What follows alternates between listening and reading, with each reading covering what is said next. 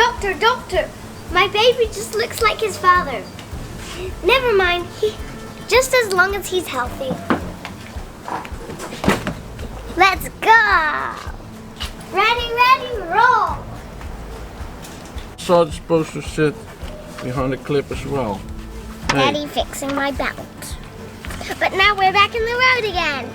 We're now spending one day in Carnarvon, exploring everywhere. We're going to a space museum today. I'm reading for now.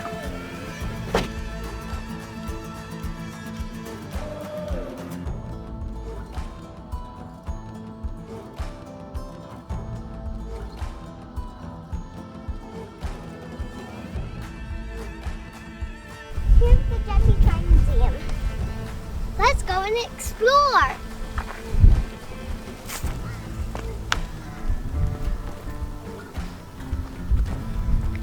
There's a 1 mile jetty out here.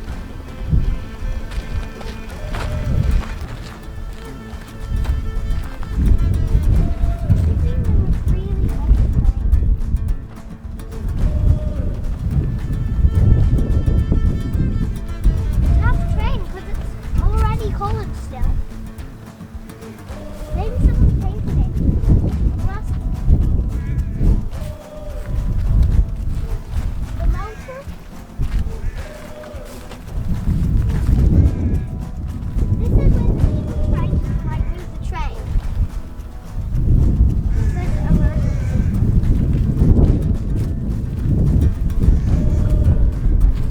And captain.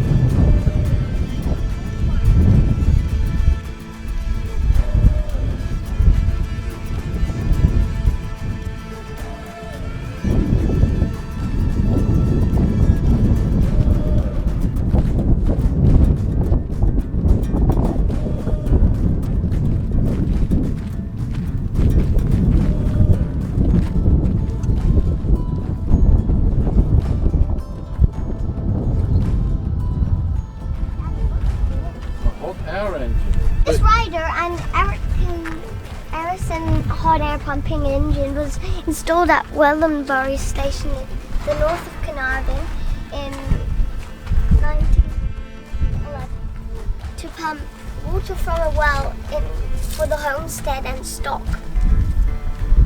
Daddy, what's that?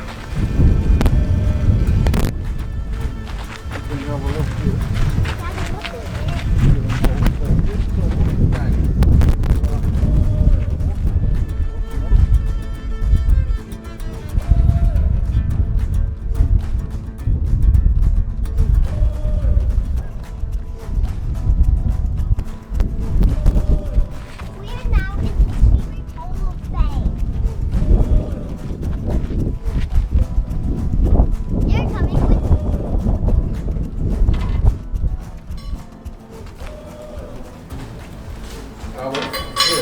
Make your donation. Bundle.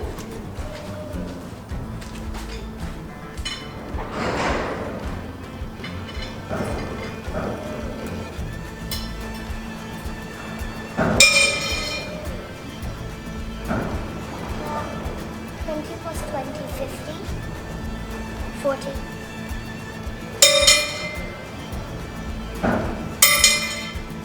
+10, 50. 50 plus 50, 100. So do I have to put one? These two? And then this? That's a lot. Yeah. Okay, this looks like a fire truck of sorts. All of this. In Austin. And you see, they had no air conditioning in those days, so they could open the windscreen. So the hot air blew in their face. Nice. Yeah? Oh, it tastes like this.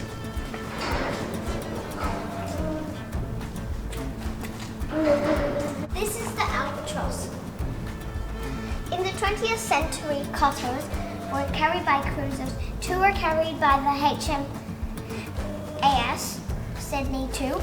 Indeed, our cutter is the same design as the HMS Sydney, and the Finding Sydney Foundation granted the Maritime Heritage Association $1,500 towards this project. In one of the most dramatic episodes of Western Australia World War II history, HMS Sydney was sunk by the German raider HSK Carnarvon with the loss of all 645 hands on the evening of 19th November 1941.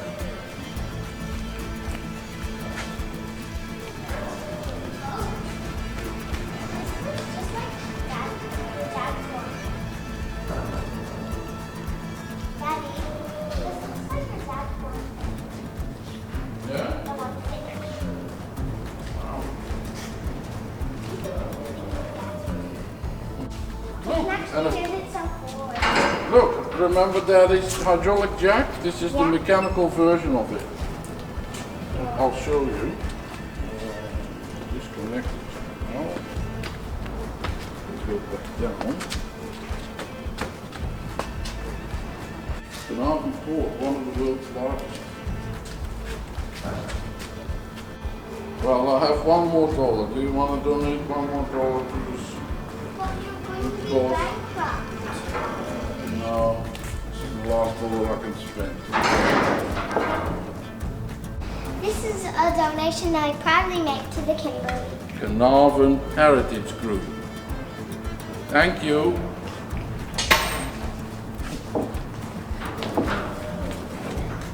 Look, a little teller machine. They used to, see here, you got the hundreds, 200, 300. Can I try? Yeah. So what you do is you push from the bottom, and then you grab it, and then it appears here on the.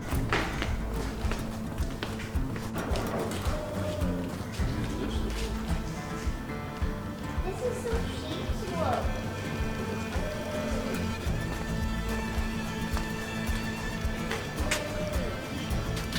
Look, sheep's wool and bird poo.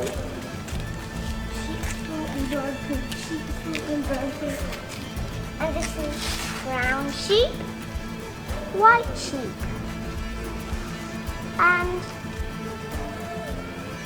light brown sheep.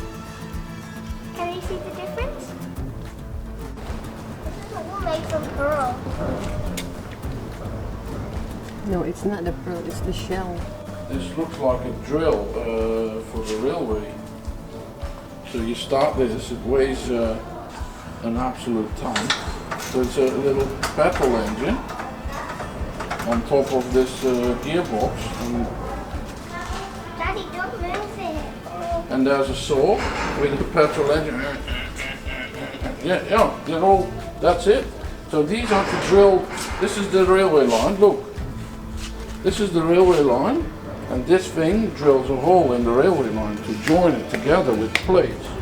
Then here, this is a saw, so with a petrol engine. This is the rail spike remover. Yeah, so they remove the spikes, and this one is also, oh, that's a drill, and that must be a rivet again. See the drill in there? The drill bit? Yeah. So that drills holes. So you start up this petrol engine, and with this you move the drill forwards and backwards. Carnarvon through the years, on the coast where the region's major river, the Gascoyne, meets the Indian Ocean, stands this region's largest town, Carnarvon. The traditional owners of the region around Carnarvon are the Ingada people, Other groups in the Gascoyne region were the Bayunga, the Langi, Malgana and Tugari people. Before European settlement, the place now called Carnarvon, located at the mouth of the Gascoyne River, was called Kuwainu Wardu, Kawin Wardu, which means neck of water. The introduction of bananas and Gascoyne Research Station. In 1910, plantations bananas were brought in to Lira Farm by E.H. Angelo Ted. Mr. Angelo was mayor of Carnarvon from 1910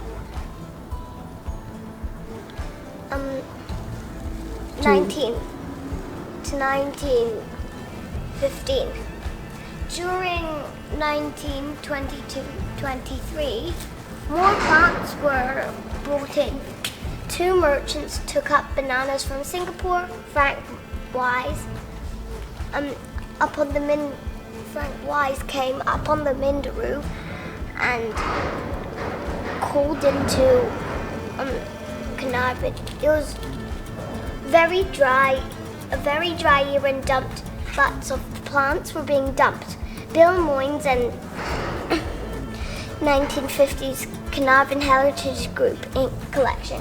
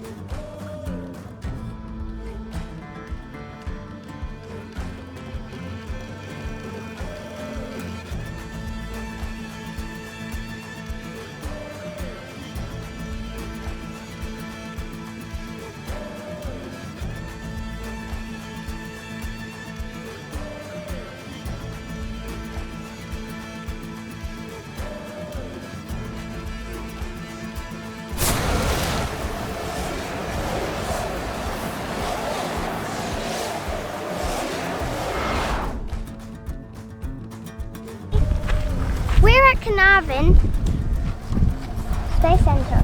Daddy, going in! Hey, this is a NASA rover. I'm going.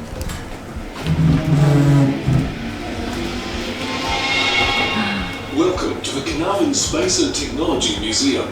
The museum has been set up to showcase the important but almost forgotten role Carnarvon played in the NASA manned spaceflight program of the 1960s and 1970s, and the role of the overseas telecommunications Carnarvon Satellite Earth Station. Phase 1 of the museum was officially opened by former Apollo 11 astronaut Buzz Aldrin in June 2012, just across the road from this site. We came in peace for all mankind.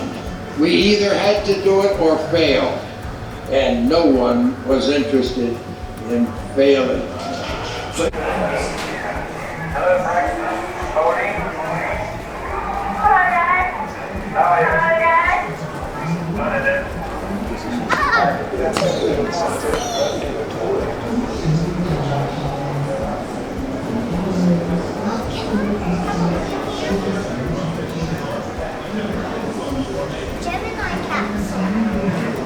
This is the Apollo console. The Carnarvon tracking station Apollo control room was used to coordinate station activity, to monitor astronaut health and to monitor and control spacecraft performance. Normally the control room consoles would be connected directly through to the main control center in the USA. Only the coordination console would be used locally unless there was a breakdown in the communication link through the OTC station. Each console had a special purpose, one to coordinate station activity, another to monitor astronaut health, which you can see on that screen. Blood pressure, respiration, etc. Another to monitor and adjust the electrical and mechanical function of the spacecraft, and so on.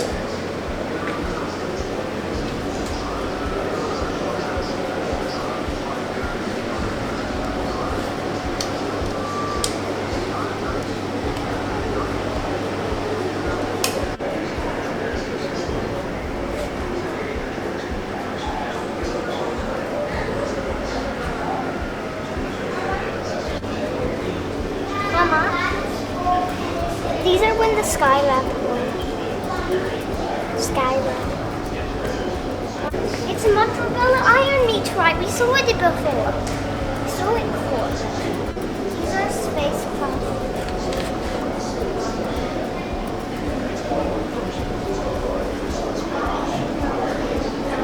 Hello, Capsule. What? I've always wished to go and. This is the best day. We're going to go into the space capsule. And handlebars, please, so we don't carry COVID flowers. Let's see. Don't want to get sick. Alright. It's time to Nice go. hat. Which one would you like? I want that one. You want that one? Yeah. Alright, with you Over there. over there. Be careful, that's a nasty bar under there. Nice. Yes. Right, and you want this one? There you go. Do I have to do that? No. Only when you get in and out, it's handy. Thank you. You're welcome. Enjoy your... Oh my God, this is not very easy. Ella, are you ready? I'm excited. You want to say goodbye to your friends? Because we're going to. We're going to space now. Apollo 11, this is the launch operations manager. The launch team wishes you good luck and Godspeed. It's very dark, I guess. Godspeed. Oh, we're going in here. T-minus 3 minutes and counting. T-minus 3. We are go with all elements of the mission at this time.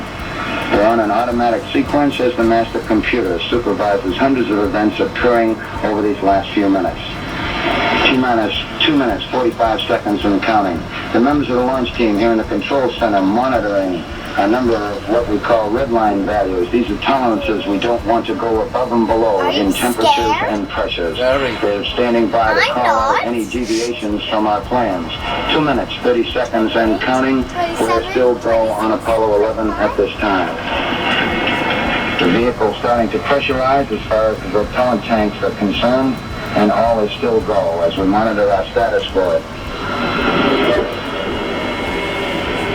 11, 2 minutes, 10 seconds and counting. 8. The target for the Apollo 11 astronauts, the moon at liftoff, will be at a distance of 218,096 miles away. We're just past the 2 minute mark in the countdown. T-minus 1 minute, 54 seconds and counting. Our status board indicates that the oxidizer tanks in the second and third stages now have pressurized. We continue to build up pressure in all three stages here at the last minute to prepare it for liftoff. T-minus 1 minute, 35 seconds on the Apollo mission, the flight to land of the first men on the moon. All indications coming in to the control center at this time indicate we are go. 1 minute, 25 seconds and counting. Our status board indicates the third stage completely pressed. 15 seconds. Guidance is internal. 12, 11, 10, 9. Ignition sequence starts. 6, 5, 4, 3, 2, 1, 0. All engine running. Liftoff. Liftoff. We have a liftoff. 32 minutes past the hour. Liftoff on Apollo 11. Clear power. Power clear. We've got a roll program. Neil Armstrong reporting the roll and pitch program with Apollo 11 on proper heading. Flight 5, Roger, roll. Flight line safety is now. Roger. Roll complete and effective program. Roger, roll, Roger, pitch. Yes, 30 seconds. Stand by for 1 Bravo. Mark, 1 Bravo.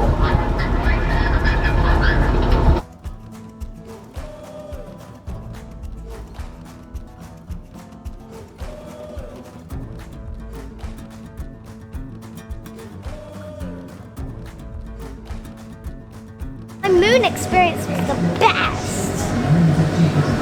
Just the best. It was really fun. This got like 30 feet wide. And it's for the OTC. a satellite up in space.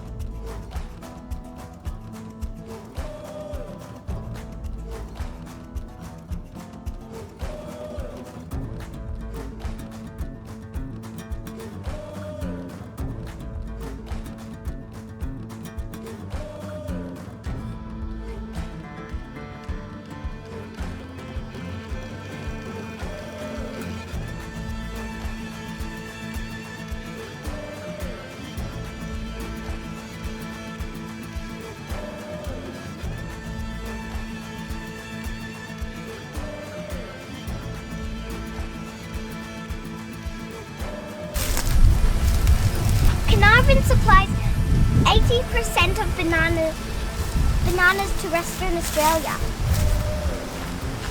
These are the banana plantations.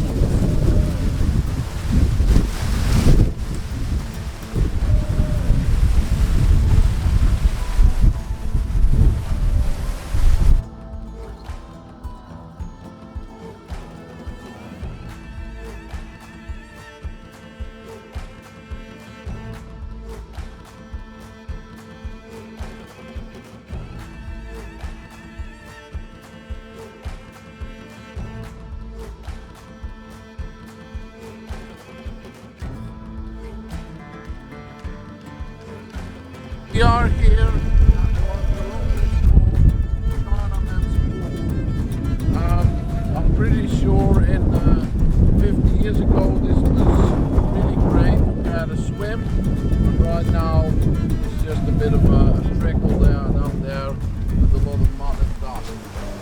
So I'm a bit underimpressed.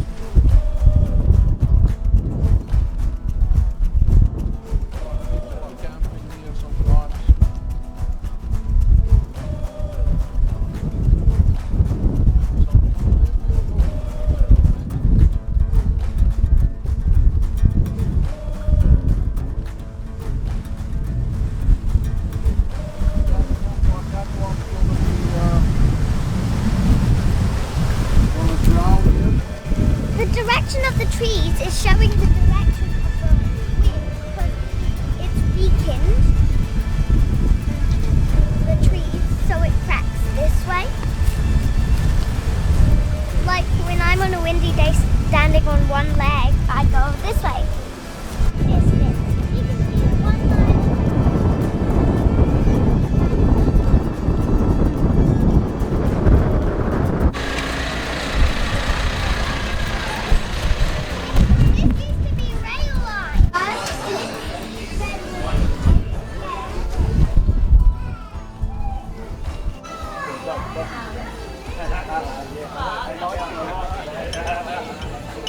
Good spot, but pity there's no wind.